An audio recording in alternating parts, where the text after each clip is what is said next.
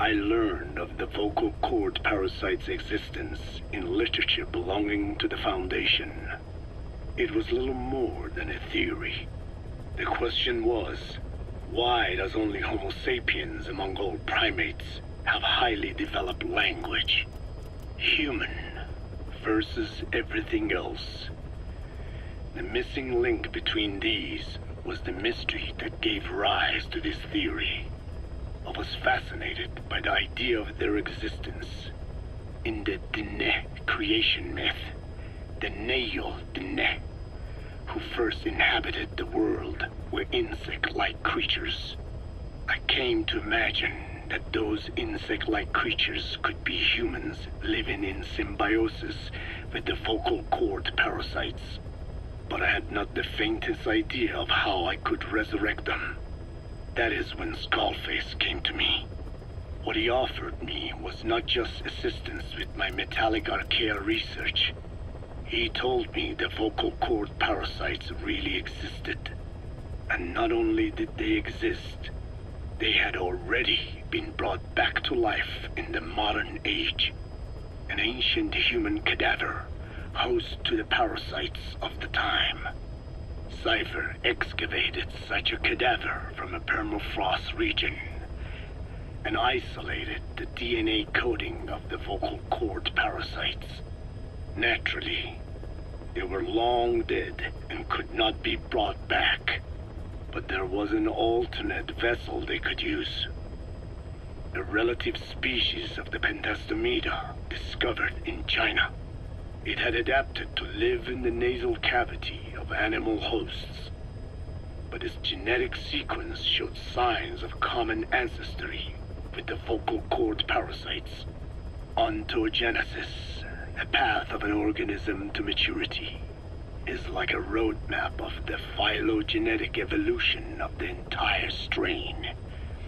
Cypher used this to effect a reverse evolution of the modern parasite and resurrect the vocal cord parasites.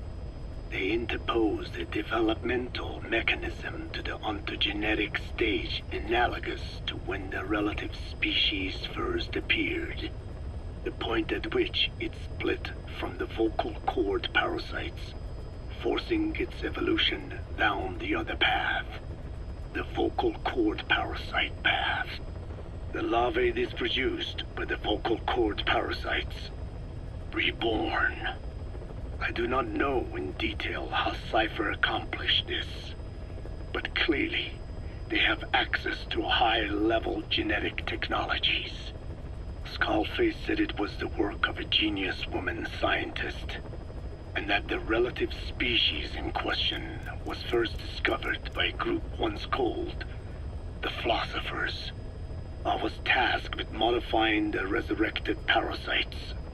He charged me with two demands. First, to add lethality to these organisms that had once lived in peace with man, by unleashing the larvae's latent desire to consume nutrients from the host's lung tissue, making them eat and eat until the lungs were destroyed. Second, to have both male and female inhabit the same host and copulate then and there only when exposed to specific pronunciations continuously over an extended time. What he would do to the Dene if I failed. I had no choice. Originally, the ultimate objective of the ethnic cleansing parasite project was the identification of not only languages, but of actual cultures. Language is deeply connected to ethnicity, but many languages are employed by multiple ethnic groups, and confrontation between those ethnic groups is by no means rare. If the cleanser parasites were to be a deterrent against ethnic conflict, they had to distinguish between groups using means other than pure language. The original plan called for this to be achieved by differences in the transmission vector. Each ethnic group has different lifestyle customs and eating habits. For instance, parasites living in shallow water and taken in through the skin could be used to target rice farming groups, or parasites using cows as their intermediate host would be ineffective against cultures that abstain from eating beef. But that is a lofty goal indeed. The current parasites mainly rely on droplet transmission. It would take extensive time to alter the transmission route. I eventually learned that the Ethnic Cleansers project had been shut down. It was Skullface who put it back into operation. But despite that, he told me to forget about the transmission route and just focus on language identification. I do not know why. I understand that the Chinese philosophers who discovered the relative species of parasite originally planned to develop a phonogrammic Alexia parasite. The left temporal parietal region is home to the part of the brain that identifies the phonetic symbols of the English language. They wished to create a strain that would parasitize that region and suppress its literacy functions. The brain area responsible for identifying the logographs of Chinese, meanwhile, is in the left middle frontal gyrus, meaning that even if native speakers of Chinese were infected with the parasite, their literacy would be unaffected. Old and new, east and west, there is no limit to the delusions of those in power. But this delusion threatens to become a reality. I have to do something to stop this. There must be something I can do.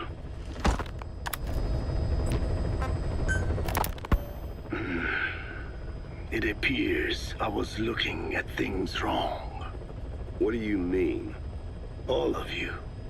Until now, I had thought of your organization, Diamond Dogs, as a superorganism. You'll have to explain that one.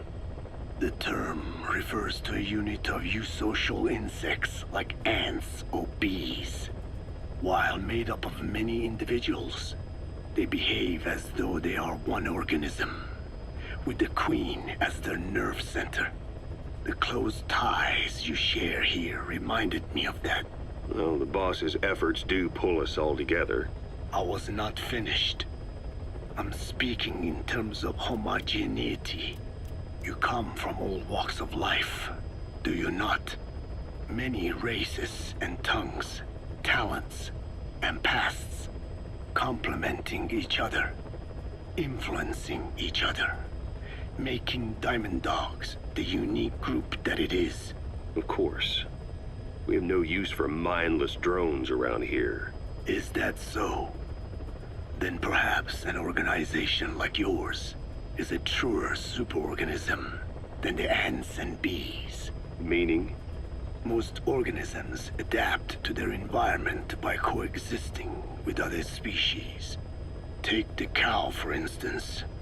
Its rumen, the first stomach, contains an incredible number of bacteria which digest the food it has consumed. Without their help, the cow could not break down the fiber in grasses. The cow has to outsource its means of survival to them. You don't say. Man is the same.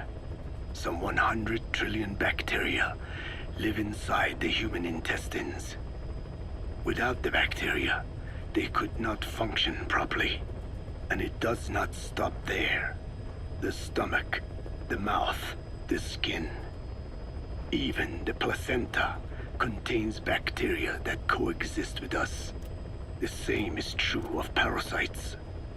In fact, the human immune system has evolved based on parasites being a part of it. Without them, the immune system can run amok and even damage other parts of the body. This is all very interesting, but what does it have to do with Diamond Dogs? A harmonious superorganism is made up not of a group of homogeneous individuals, but of diverse individuals that complement each other. That is what I saw in your group here. Then it occurred to me that man is a superorganism. Man's phenotype is not determined solely by his genetics. Some say if you mapped the genomes of all bacteria in the human body, the result would be over 100 times bigger than the human genome. The sum of man's genome and those of the organisms he coexists with, call it a metagenome, creates the superorganism we know as a human being. Well, now that's quite a leap. You think so? Then try a broader perspective. If our world were a human body, you would be parasites. You make a living by doing the dirty work that the world powers cannot handle themselves. From their perspective, you are likely a nuisance. But without you, pus would build up around the world, and autotoxemia, self-poisoning, would follow. The world needs your kind. Thank goodness for that. Skull-faced forced me to turn parasites into weapons. Creatures with which we are supposed to coexist. Meanwhile, that Foundation I worked with focused solely on the human genome, apparently thinking that manipulating it would get them whatever new form they want. Both ways are mistakes. Neither is a true superorganism. I am Dine. By speaking with those living inside me, we enhance one another and enjoy harmonious growth. Such was the original purpose of my research. You have made me remember this. Well, it's an honor. You can travel the world, but you won't find another place like this. If the whole world was like this base, I think the peoples of the world would bid farewell to fighting for good. Maybe that's what the boss wanted in the end.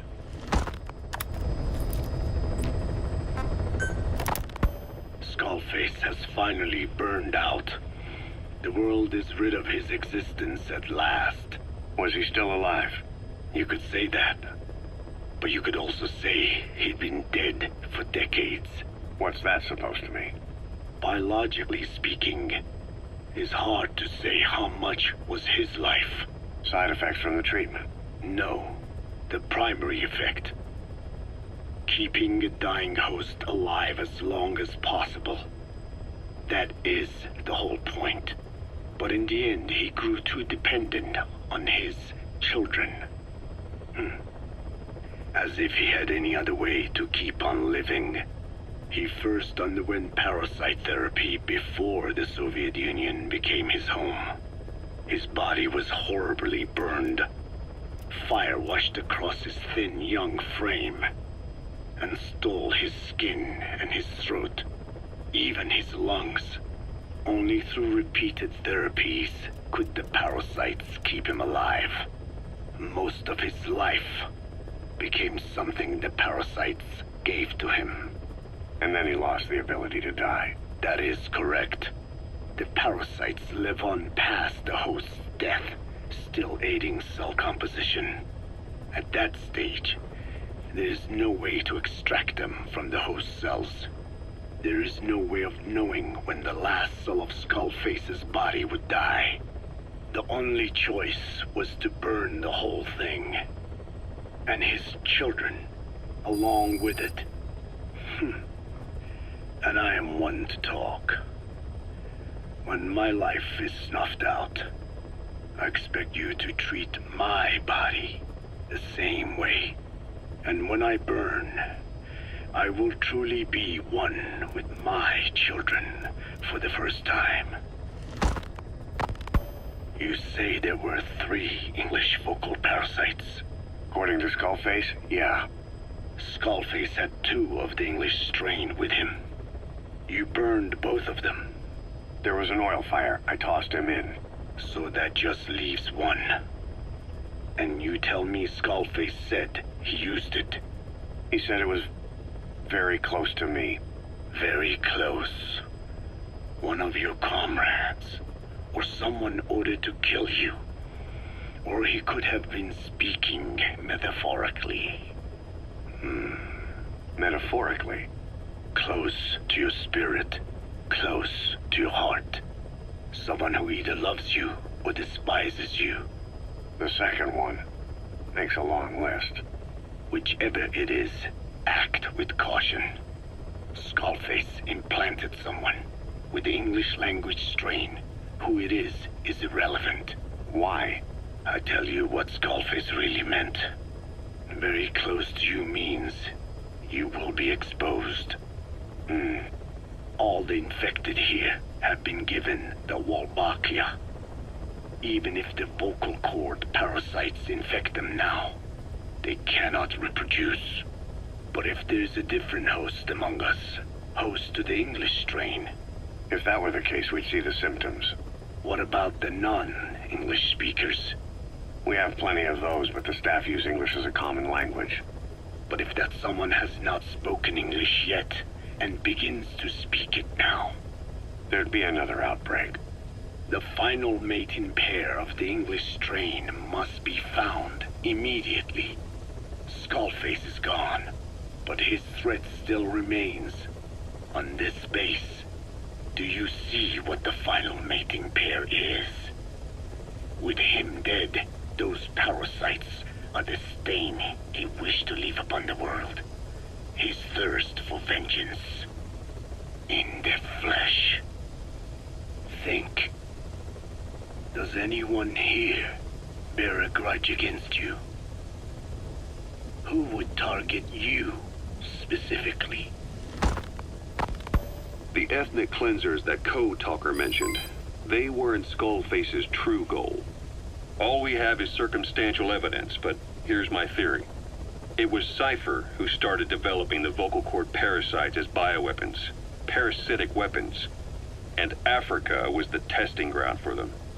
As Code Talker said, their purpose is the ethnic cleansing of only those who speak a particular language. So they could do a weapon of mass destruction to eradicate specific groups, races, ethnicities, or colonies by the language they speak. Or a kind of absolute language control. Or maybe a tool for those arrogant fools to build some misguided utopia. I can see plenty of uses for them.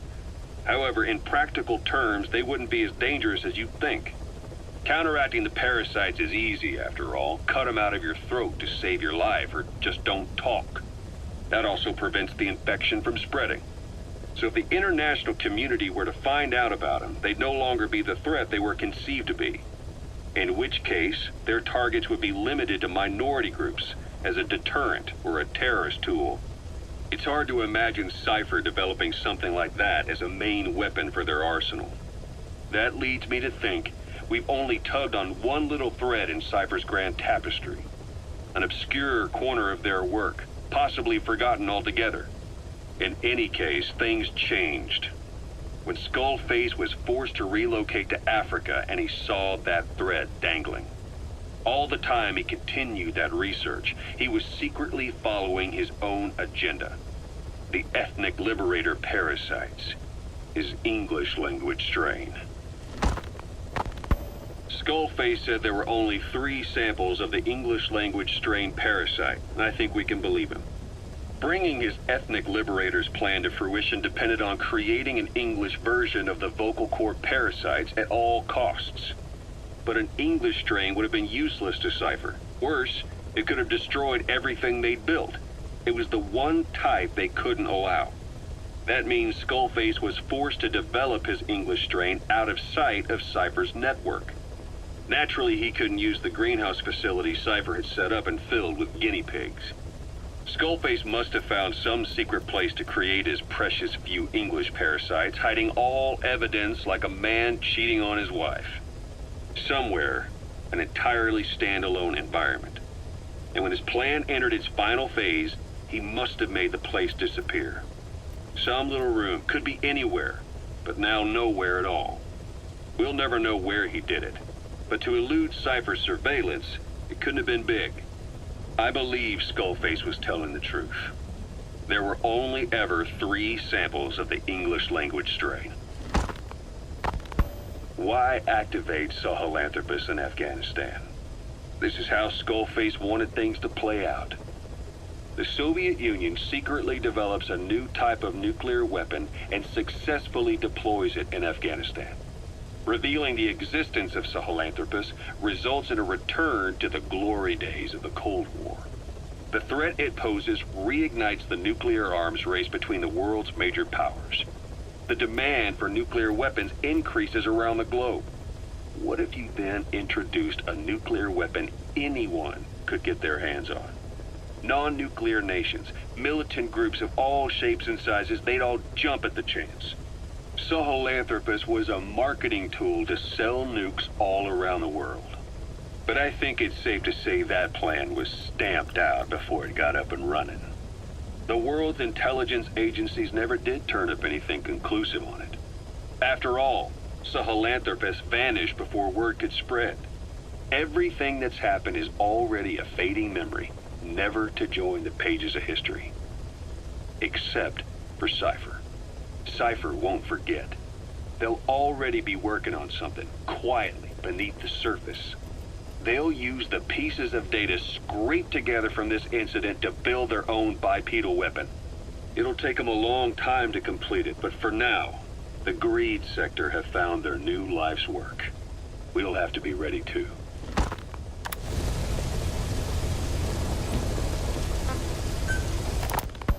Hewitt's dug up some interesting facts about our skull-faced friend. 9 years ago, he was exiled to South Africa, stripped of political power. The upshot's that he ceased being a serious threat, in Cypher's eyes anyway. They eased up on surveillance, giving him an opening to establish his own military unit, one that answered to his will alone. Those men likely had no idea their orders were coming from Skullface. They probably didn't even know the organization was a part of Cypher at all. Anyway, it was in South Africa where he found renewed interest in parasites. And when he discovered the vocal cord parasites, he began to make his plan. Wipe the English language out of existence. Free the world, not by taking men's lives, but by taking their tongues. In his eyes, the greatest symbiotic parasite the world's ever known isn't microbial. It's linguistic. Words are what keeps civilization, our world, alive. There was something Skullface said. America is made up of many peoples, but those peoples never mix. Quite so. One nation, home to hundreds of different ethnic groups, many of whom stick to their respective living areas, little colonies, not interacting with other groups, going out of their way to avoid one another, their land, organizations, relationships. Thus, the United States of America is no melting pot. It is more of a salad bowl. It is not made up from one people, but for its minorities to function in society, a common ground is needed. Language. Even if the country is not one. No, because it's not one, a lingua franca is necessary. English. American hegemonism was born from the illusion that English could unite diverse ethnicities. In taking in people from around the globe, America became a microcosm of it. Now the boundaries between it and the rest of the world have become blurred. However different our neighbors may be, English enables us to create symbiotic relationships with each other. If English can bring unacquainted neighbors together in America, this should hold true for the world. This salad bowl that is the world can also become one.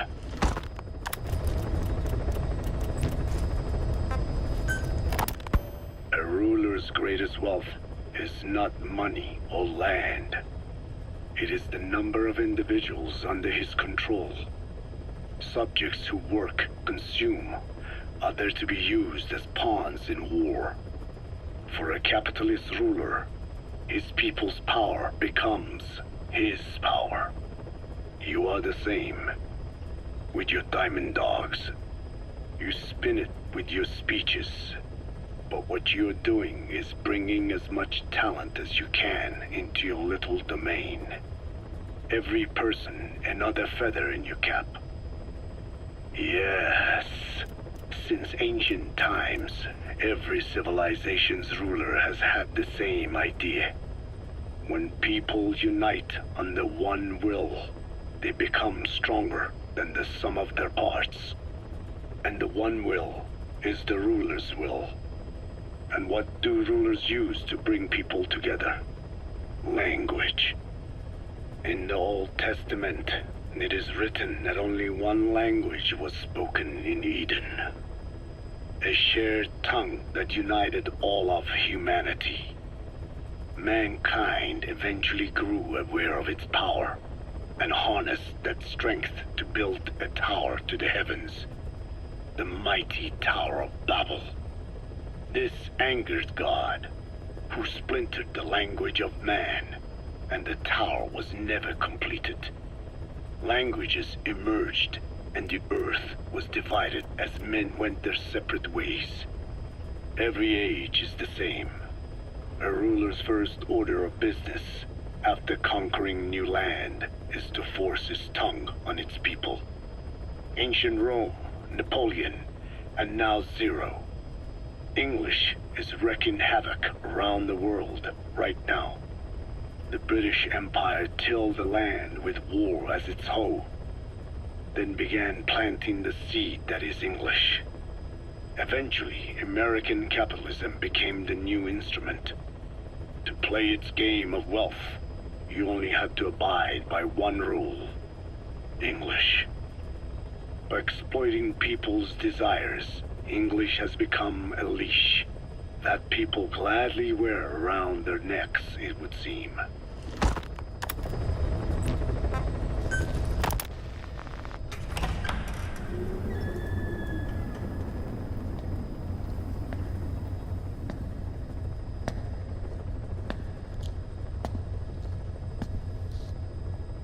Ya'at-e.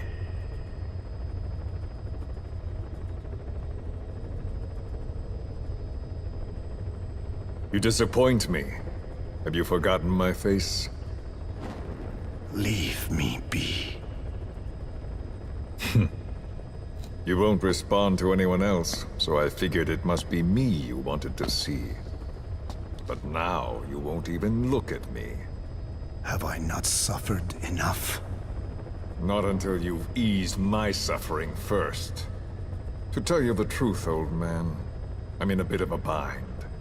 It's about your children. You know what I mean? The parasites. The ones that infect a man's throat, killing him if he speaks their language. They must not be allowed to multiply. You are allowed to live only in order to help me.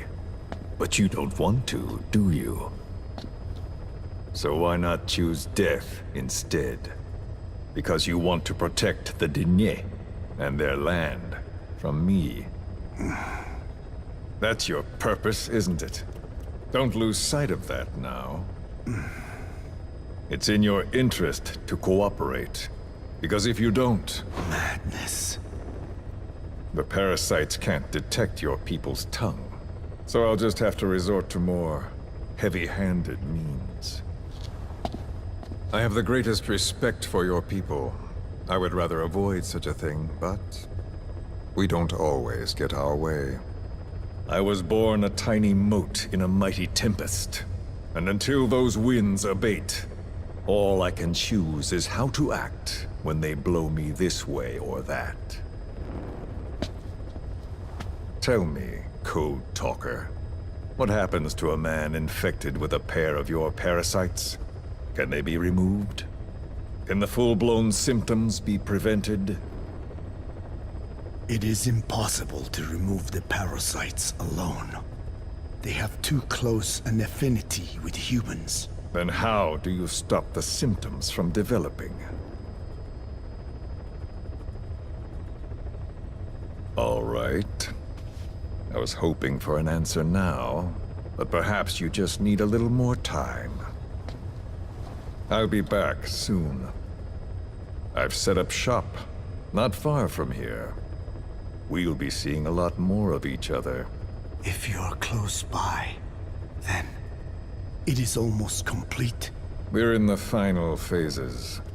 All that's left is to see if I can actually disable a nuke, with the help of your metallic archaea. Once that's done, I won't have to return here again, and your suffering will end, as will your people's. We're almost finished, Code Talker, each in our own way. My only regret will be not finishing you. There's nothing stopping you. I'm only alive because you want me that way. Ridiculous. As you wish. My regret is this misunderstanding between us. You and I, our goal is the same. We should be working together. A symbiosis. You do not know my mind. I simply want the Diné bloodline to endure. Really now? You're just another mote in the storm. How you react to all the slings and arrows, that's what counts. That's why you call those squirming monsters your children. What I have done is forbidden. Forgive me, all of you. The world should be left the way it is. You of all men should know that.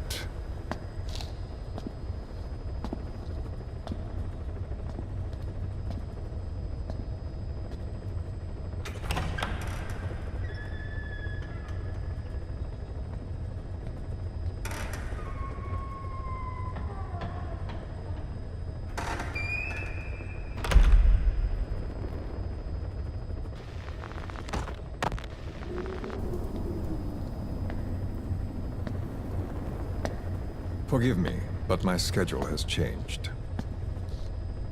The time for grace and good manners has now run out. Please. Torture will not work on me. Surely you know this. Oh, I have no intention of getting rough with you.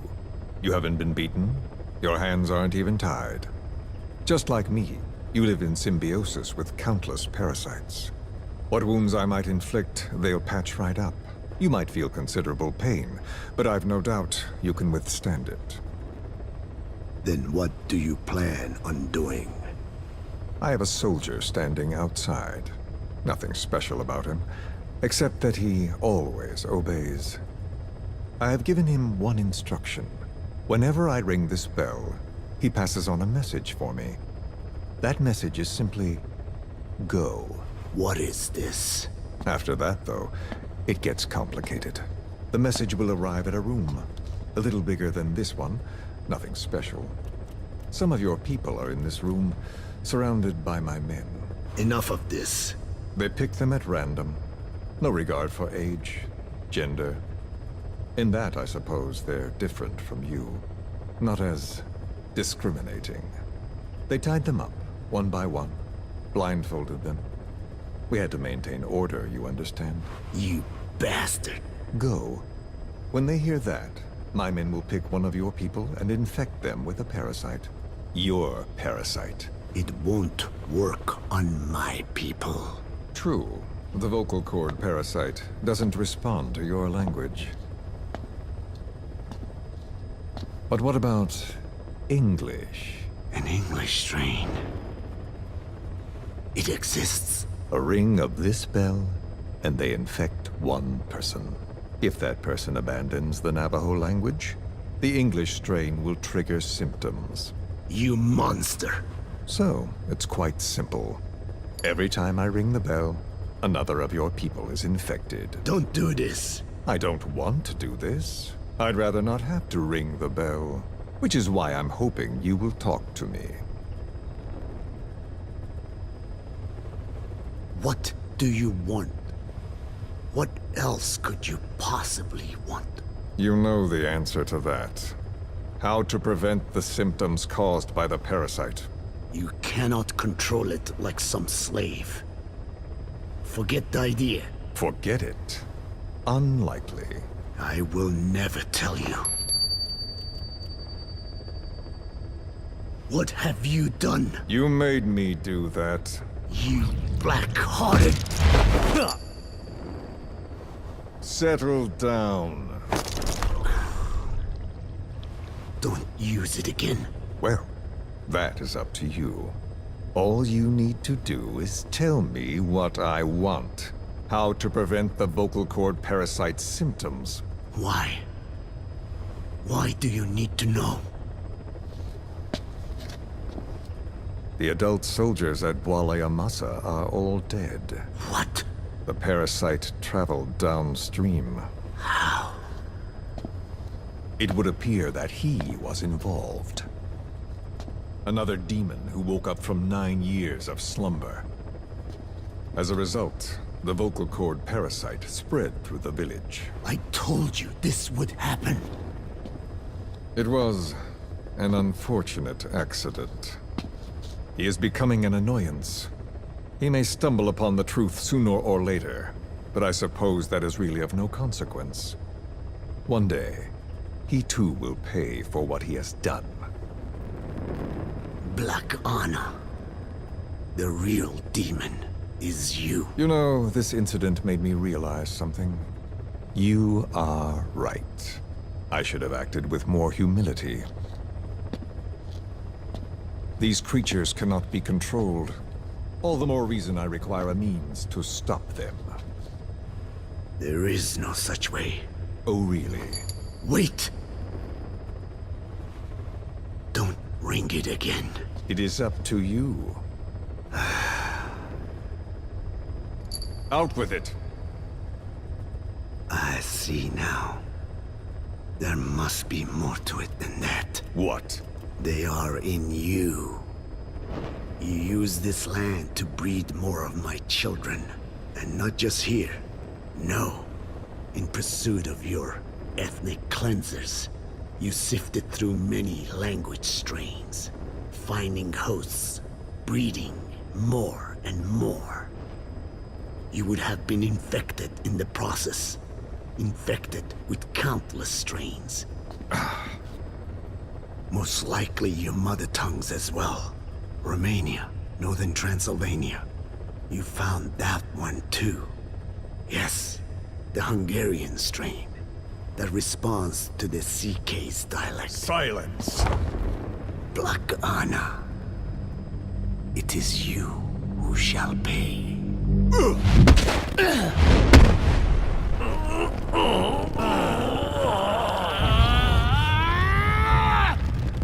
Is this your retaliation, old man?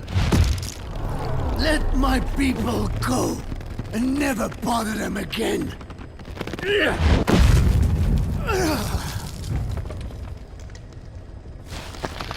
You heard me. What now?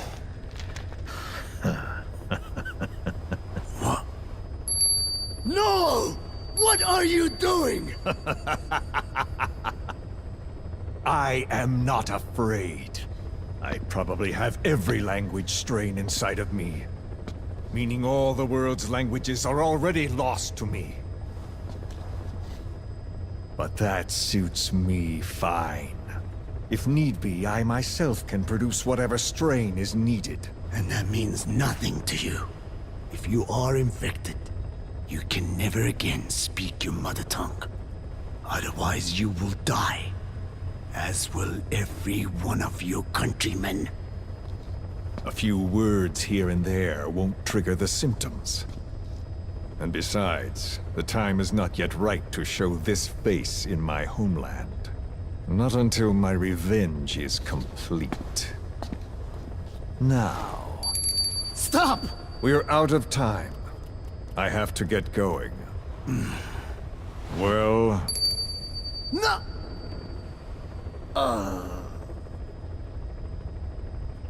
Radiation. It's radiation. Radiation, of course. So it can be used. But how much, I do not know. Radiation denatures their reproductive cells, preventing them from mating. Same principle as the sterilization technique. The reproductive cells are more sensitive to radiation than the rest of the body. But I have not tested it. There is no telling what mutation could result, or how the host may be affected. Not to mention what could happen if this is done post-infection. I don't care. This plan goes into action now. As long as it works, the details can wait. You wouldn't be lying to me, of course, old man. I can guarantee nothing. I owe you my life. My body has been burned on countless occasions, but it survives, thanks to your children. That is why I trust you. Then do not repeat my mistake. What's that?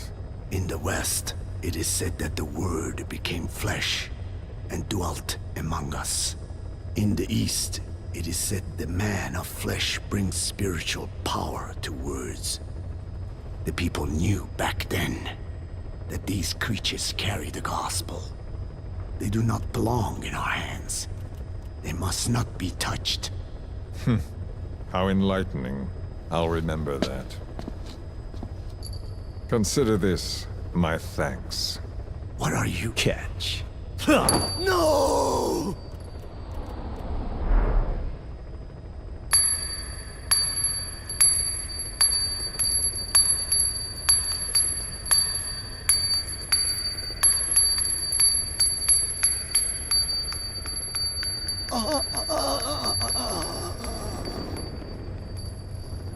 Well then, I'm afraid it really is goodbye this time, Code Talker.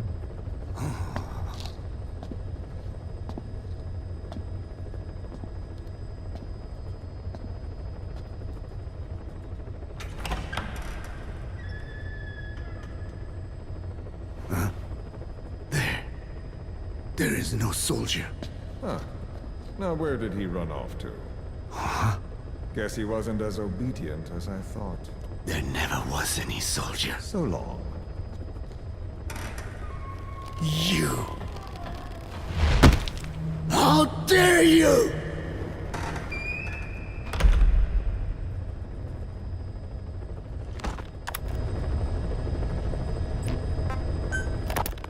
Skullface, real name unknown. Born in Hungary, more specifically northern Transylvania, after it reverted to Hungary from Romania. While he was young, the country allied with Germany as part of the Axis powers, but later during the war, it came under Soviet occupation. The Hungarians struggled for independence, but the Soviets came down. Hard. Just like he said, time and again the country was ruled by a foreign tongue. When he was a young boy, he lost his native language, the bedrock for any developing child. His country, his family, his face, his identity, everything was stolen from him. All he had left was his skull. Skullface first tried his hand at espionage during all the chaos from the war. Agents, military officials, and soldiers who operated out of Hungary during the war vanished over the course of several months. This Soviet spy hunt rocked the counter-intel world. Mysterious fatal illnesses, accidental deaths, drownings, people having strokes behind closed doors. Just like Stalin, no one knew who was behind it. But all you need to do was look for who had the motive. They were all taken out by a man without a face. And now we've got an idea of how he did it too. He'd gotten revenge for his people, but he wasn't finished. Skullface defected to the West, eventually ended up with the SAS. That's where he met Zero. It's possible he began planning this whole thing back then. It's hard to say. In any case, Zero made him his XO. He always did have a thing for oddballs. But this one was set to lead a unit no one else would know about. When Zero created Fox, he also formed XOF as a support team. An unconventional special forces unit designed to support Fox, make it stronger, with Skullface giving the orders. Zero never even told the boss about it, nor the CIA, naturally. If Fox was Zero's silver bullet, XOF was the recoil when he pulled the trigger, just like Newton's third law. While you were with Fox, Skullface was operating behind the scenes, sometimes as your backup, sometimes as a mole or a scout, sometimes as your cleanup crew.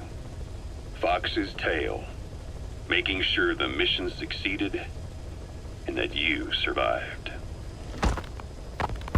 We only have his word to go on, but Skullface's goal was revenge against those who'd use language to subjugate people.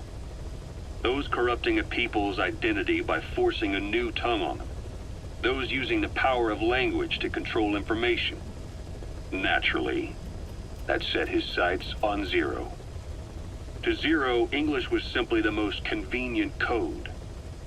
But to Skullface, English was a parasite. And by eradicating it, he'd stop the world from being eaten away.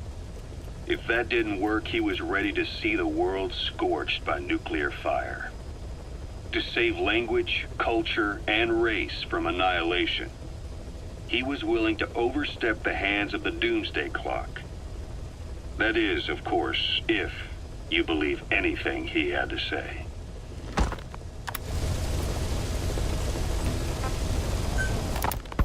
Boss, we gave Ralph, that kid who died in the accident, a burial at sea. The man in charge of that facility has been severely punished. But ever since, the kids have been acting strange. It's obvious they've lost their trust in adults. I was getting reports of them ignoring the staff, or getting insolent, and even violent. And a few days later, several of the kids did a disappearing act.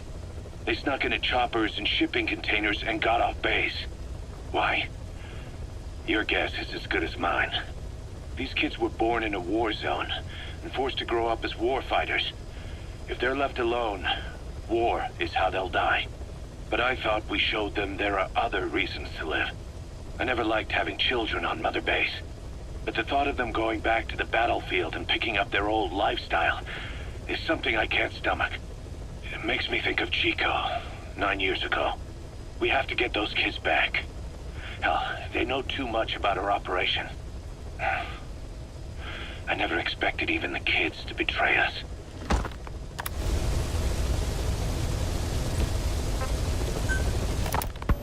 Snake, you remember the White Mamba?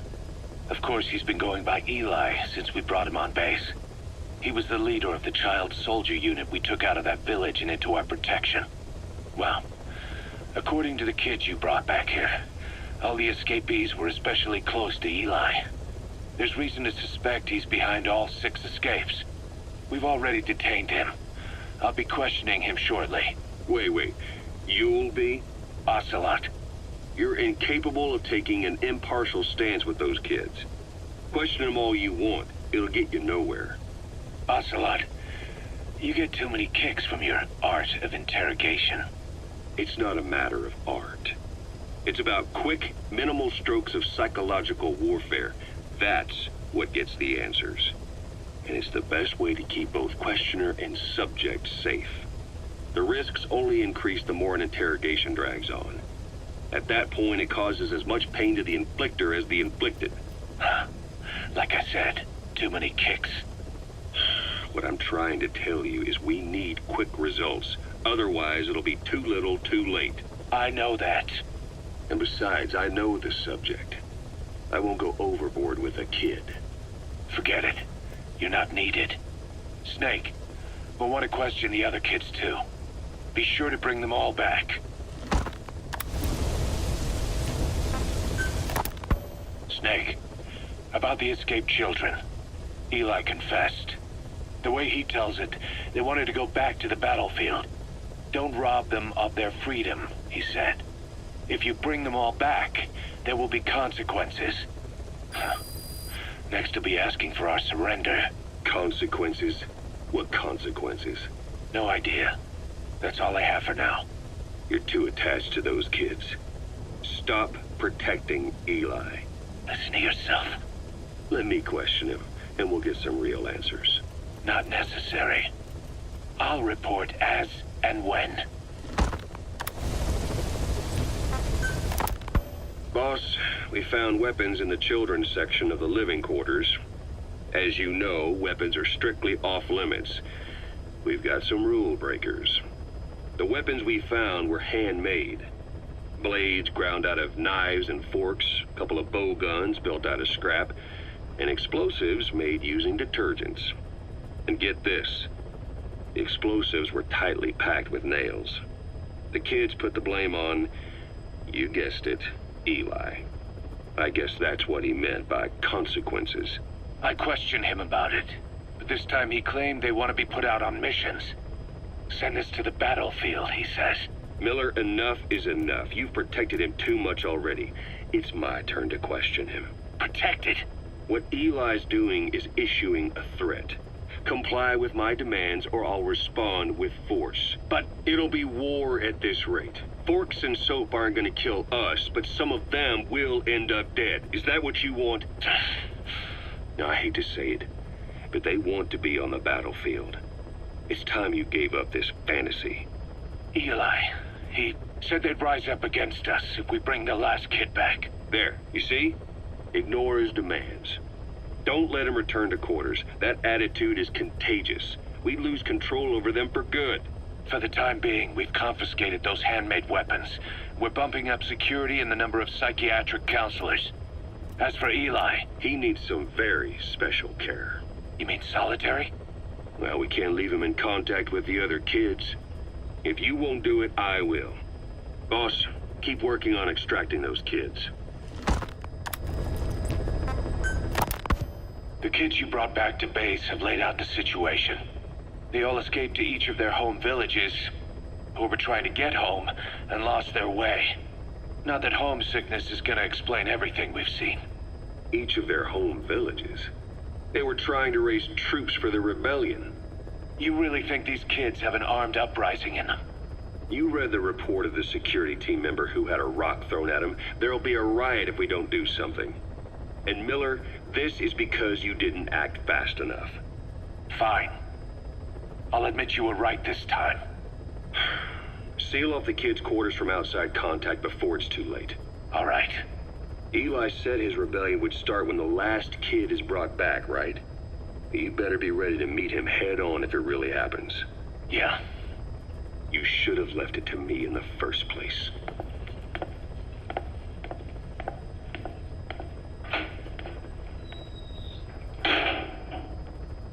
Boss, they're just kids. We have a responsibility to see that those kids make it. It's not about feeling protective or the pros and cons. I hate kids. That's exactly what I heard from the people who raised me. People who abandoned me, more like. That's the spark that kept me going, you know? I wanted to show those adults what I was made of. Wanted to get back at them one day. But before I knew it, I was all grown up. Never saw it coming. All of a sudden, people treated me as an adult. Some adult I turned out to be. But I feel like if my life had been different, if the adults I knew had been different, I could have grown up better. Yeah, that's it, all right. I wanted to use those kids to test that theory. That's all this was. From their point of view, I'm no different from the assholes who gave me a hard time. When this is all blown over, I'll talk it out with them. If that's still possible. Boss, there are still kids out there. Bring them back safe. Boss, it's me. Eli's revealed what he wants. He wants to speak with you. With Big Boss. He just said, bring my father here. Eli's too smart for his own good. No way to tell what he's thinking. All we know for sure is his men are important to him. That means we can use the escaped kids as leverage in any negotiation. Once you've brought the last one back, I'll interrogate him. If the kids do rise up, we'll meet them full force. End of story. I didn't want things to turn out like this.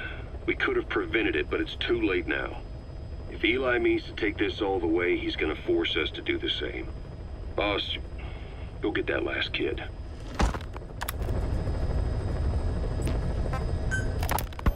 You know, when you brought back all the child soldiers who escaped, Eli knew they'd returned. Needless to say, nobody said a word to him. I guess they got a message to him somehow. Eli wasn't put in a corner in timeout. He was locked up in that room, completely cut off from the outside world. Then how'd he find out? There's only one possibility I can think of. The Soviet Union has been researching military applications for psi phenomena. Psi? Things like psychokinesis and ESP, extrasensory perception. You mean moving objects without touching them? Knowing what card somebody's holding up? Psychic powers? Come on. I thought that was just another bunch of disinformation aimed at the West. Just bear with me a second. One type of ESP is telepathy. It's the ability to know another person's thoughts through nonverbal means. You're saying Eli read our minds? It's the only idea that doesn't involve someone getting to him. Ocelot. Look, psi research isn't some hocus pocus. It's all evidence-based, scientific. There's gotta be another explanation. Maybe one of the kids stuck a note to your back. I hope that's the case. But I am convinced that they have, or Eli has, a connection to some force we have yet to identify. You better watch yourself, boss. How am I supposed to do that? If he is depending on something for help, well, that's his Achilles heel. If you can figure out what that something is, you might be able to use it against him. I'll keep that in mind. oh, and the medical team is looking after the kids left on Mother Base. For the moment, they don't seem too panicked. But boss, get this. Eli got those kids to plot their armed uprising as a diversion. Also, he could steal Sahelanthropus and escape. That brat got us good. Set us up and knocked us down. And then there's that mystery kid who was with Eli. With those two working together, I'd say things won't be over for a long time yet.